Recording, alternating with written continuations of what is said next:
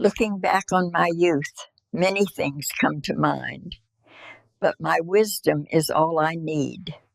Everyone is in a hurry. Everyone is distracted. Everyone is exhausted by things that feel small when you've buried nearly everyone you've ever loved. People don't understand the loneliness of extreme age. They think loneliness comes from being alone. That's not true. Loneliness comes from being surrounded by people who don't have time to truly see you. It comes from realizing that your memories have nowhere to land, that your stories no longer have witnesses. I have lived through wars, through social revolutions, through technologies that reshaped the human mind. I remember a time when silence was normal, when neighbors sat together without needing a reason, when aging meant respect, not inconvenience. Today, growing old, especially as a woman, feels like slowly being erased while still breathing. At 107, injustice becomes clearer, not foggier. You see how uneven life has always been, how much more women carried without recognition, how much pain was expected to be endured quietly. I worked, I nurtured, I sacrificed, I adjusted, and I did it in a world that rarely asked if I was tired. People praise resilience, but they forget the cost of it. They admire survival without acknowledging what it took to survive. A woman who lives past 100 didn't just outlast time. She endured it repeatedly, patiently, often alone. There is a particular cruelty in outliving your peers. You lose the people who remember who you were before the world hardened you, friends who knew your laughter when it was effortless, a partner who recognized your silences. When they are gone, you become a stranger to history. The young don't mean to be dismissive. They simply don't know yet. Time hasn't stripped them down. They haven't watched their reflection age faster than their spirit. They haven't felt the ache of being mentally present while physically overlooked.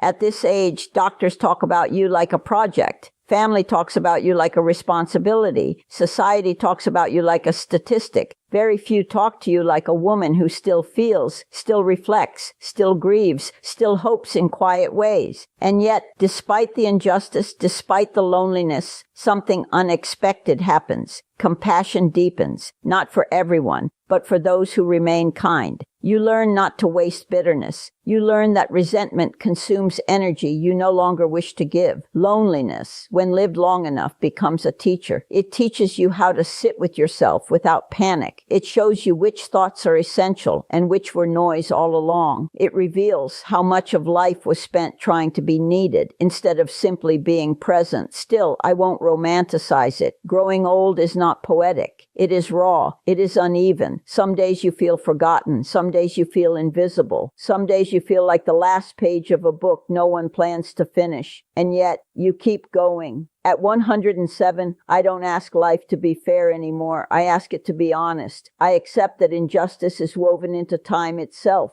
That loss is not personal. That loneliness is not failure. It is the cost of staying. If I could tell the world one thing about its elders, it would be this. We are not fragile ideas. We are living archives. We are evidence. We are reminders of what lasts beyond trends and arguments and urgency. Sit with us, not out of obligation, out of curiosity. Ask us how it felt, not just what happened. Listen without trying to fix. Presence is the last thing we lose and the first thing others take away. I am 107 years old. I have learned that dignity matters more than comfort, that being remembered matters more than being efficient, that kindness given late in life echoes louder than praise given early. I don't fear death. I fear disappearing before it arrives. So if you are younger and reading this, slow down when you pass an old woman. She is not behind you in life. She is standing at its furthest edge, holding truths you haven't earned yet. And if you ever reach this age yourself, I hope the world has learned to treat you more gently than it treated me. Until then, I remain here, still thinking, still feeling, still human. I am 107 years old now, and when you live this long, memory stops behaving like a straight line. It becomes a landscape. Some parts are bright and open. Others are quiet, shaded, almost sacred. And there is one stretch of my life I return to often, not with regret, but with a calm, grounded gratitude. The years when I lived simply, when people would have called me a hippie, when I chose less on purpose, and in doing so somehow gained more. Those years did not come from rebellion alone. They came from exhaustion with pretending. I had already seen enough of ambition by then, enough of chasing approval, enough of believing that accumulation meant meaning. So I stepped away, not loudly, not dramatically. I just stopped participating in what felt false. I lived with fewer things. I owned what I could carry without strain, clothes that aged with me, objects that had stories. I learned that when you remove excess, emotion becomes clearer. You feel joy more honestly. You feel pain without distraction. You learn who you are when there is nothing to hide behind. People today talk about minimalism like it's a trend. Back then, it was survival of the soul. We didn't call it anything special. We just wanted to breathe. We wanted to feel the sun without rushing. We wanted conversations that didn't need an agenda. We wanted silence without guilt. I don't regret a single one of those years, not one sacrifice, not one night without comfort, not one moment of uncertainty. Those years taught me how little a human actually needs to feel alive. They taught me that community doesn't come from proximity, but from shared presence, from listening, from staying. There was music, not polished, not perfect, but sincere. Music played by people who felt first and refined later. There was laughter that came from the belly, not from irony. There were long walks without destinations, long talks that wandered and never needed to arrive. And yes, there was pain too. There always is. Simplicity doesn't erase suffering. It just removes the lies that usually cover it up. I learned how to sit with discomfort instead of medicating it, how to accept sadness without turning it into shame. Now at 107, I understand that melancholy is not the enemy people think it is. Melancholy is a form of truth. It is what remains when illusions fall away. I don't fight it. I don't dramatize it. I carry it the way one carries an old scar, a reminder that something mattered. I suffer. I won't deny that. Aging is not gentle. Loss accumulates. The body becomes unreliable. The nights grow longer. The silence is heavier. But I suffer with my head held high, not because I am strong in the way young people imagine strength, but because I no longer confuse dignity with denial. Stoicism isn't numbness, it's clarity, it's understanding what is within your control and what never was. I cannot bring people back, I cannot make the world slow down for me, I cannot undo the years, but I can choose how I meet each day, upright, honest, unembellished. People often ask if I wish I had lived differently, if I wish I had chased more, owned more, been more visible.